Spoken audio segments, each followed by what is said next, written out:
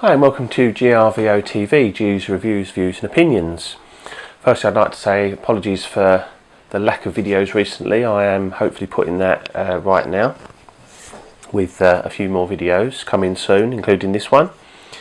Now, if you've seen my previous videos, you'll see that I had the Fuji X10 and I really did like that camera. However, after using it for a little while, I decided it just wasn't for me. It didn't suit my type of photography, and I needed a backup camera that would have a bit more versatility, and so I've gone for something with interchangeable lenses. Now, I went for the Panasonic GX1. Now, it's a toss-up between the GF2 and the GX1, but I got such a good deal on this GX1 that I just sort of plumbed for it and sort of went all in, really. So this is going to be the quickest unboxing you've ever seen. There you go. They're boring, aren't they? So this is my GX1. I bought the package as you see here with the camera, the LVF live viewfinder and a spare battery, and I would suggest that as packages goes, that's pretty much the one to go for. I'll come on to battery life and that later, but it's okay. Now the LVF to me is essential. If you're going to buy a camera like this that hasn't got a viewfinder built in, you're always going to want it if you don't get it. So get it when you buy the camera and build it into your budget at the start. If you can't afford the GX1 with the viewfinder, then perhaps either save up and go for it, or get the GF2 with the viewfinder. There's not a great deal in it, to be fair. So a quick run round of the GX1. It's an all metal body. It's well put together. It feels lovely in the hand. You can feel it's there. You know, it's Panasonic's quality range. The X denotes that it's the the higher quality all metal mount. The lenses fit on nicely. You've got your micro four thirds sensor there. I've gone for the kit with the X lens, which is the nano coated 14 to 42 lens, and the reason I got it was mainly because of the size of it. When you turn it on, it extends out. It virtually doubles in size or length, but as a package, that's quite a nice small package to have in your pocket or your bag or whatever to take out on a day. And if you take the LVF off, which is as simple as pressing a button and sliding off, then obviously it makes it even more compact. I tend to leave that on all the time. Got stereo microphones, you've got your pop-up flash, all the normal things that a Panasonic Lumix would have. It's got a touch screen, and you can touch to focus, you can touch to take the photo. Lots of the functions can be used on the touch screen. I sometimes forget that and then realise afterwards, oh, I should have touched to focus that one. The modes, it hasn't got too many gimmicks on, and I quite like this.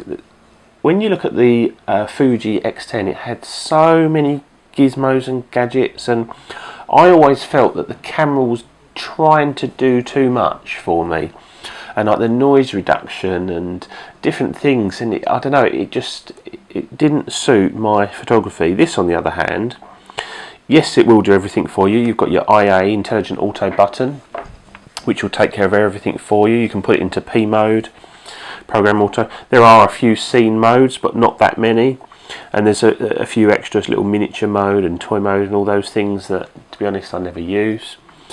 The only thing I would have liked to have on it would be a dedicated panorama mode, but I can deal with not having that. The buttons are nicely laid out. All the buttons are like metal or aluminium. The SD card and battery go in the bottom, as are most Lumix Gs now.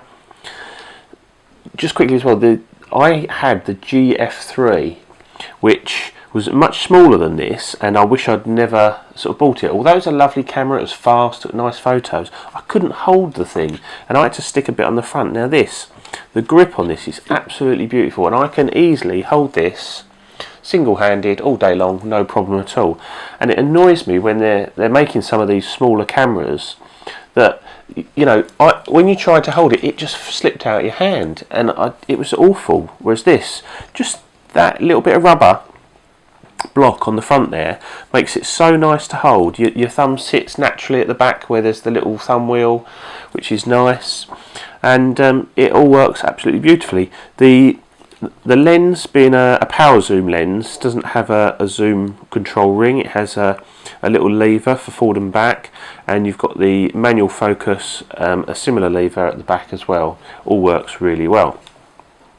The LVF is absolutely lovely, and I like the fact that you can flip it up and look down through it. It's lovely and clear. The refresh rate seems really good on it. I've got no issues with the viewfinder whatsoever. It works, in my opinion, as best as any sort of digital viewfinder that I've ever seen. The dial on the top is it's like machined aluminium. It's got a nice feel to it. It's lovely and positive the way it clicks in. The screen I have on the back, generally I have set as a custom screen, which has the level built in, because if you've seen my videos, I quite often take videos on the slant. So we've got the nice level control, and that works that way and that way, if you see what I mean. So it's in 2 dimensions, so you can get your camera nice and level, and level with the horizon and everything. And I have my grid lines on, my microphone left and right on there flashing away for when I'm doing video, and that's just generally how I have the screen set up. As I said, it's a touch screen, so you can touch and open up a panel with more sort of functions. You can just touch to focus, or you can set it. If I just press that and close that, that will take a picture. It will focus and take a picture wherever I touch. It's got some awesome burst modes. It will shoot at something like 10 frames per second if you want it to, with different settings. But generally in use, it's nice and quick, positive to react, and the autofocus, it's just like bang, bang, bang, bang. Really, really quick. And this is to the point where I actually use this now as my backup camera. Whereas I've had all different kinds of backup cameras, and like I've had the D50-100, which is my other half's camera, but I do use that as my backup sometimes. And I would always recommend, especially if you're doing paid work, to use a backup camera. And for instance, she went out the other day to use her D50-100, and the mirror locked up and she couldn't get it down, and that was it. She was done for the day. So things do go wrong with cameras, so always be prepared. Now I'm happy with the image quality out of this, in that I will use this even if I was on a paid photo shoot. If something went wrong with my camera, this would get me out of trouble. The image quality is absolutely gorgeous. You get the really vivid sort of what I call the Lumix colours. It's really nice. The only thing I don't like is this rubber bit around the viewfinder sort of attracts dirt and dust, and it's one of those like difficult to clean things, and then you get dust inside the little bit there. But other than that, I mean, that's been really picky now. I am planning to get a longer lens. I do need a longer lens for it, but I was sort of holding on. I can't afford it at the moment, and I've pretty much decided to go for the 45-150, which is equivalent to a 90-200. They do a 45-175 with the power zoom, but I don't really think I need it. It's a bit heavier. Image quality is neither here nor there, and the extra range doesn't really warrant the extra money it's going to cost. They also do a 45-200, which is a big old heavy lens, and I think it overpowers this camera. Whereas the little 45-150, it's lightweight, it's not that long, it doesn't overpower the camera, and it'll be nice for portraits and things. Yeah, I know it's not a 2.8 lens or anything, but these are what they are. You can get like fast lenses for this, but I've got no intention. I'm going to stick with the 14-42, the 45-150, and that will be my GX1 kit.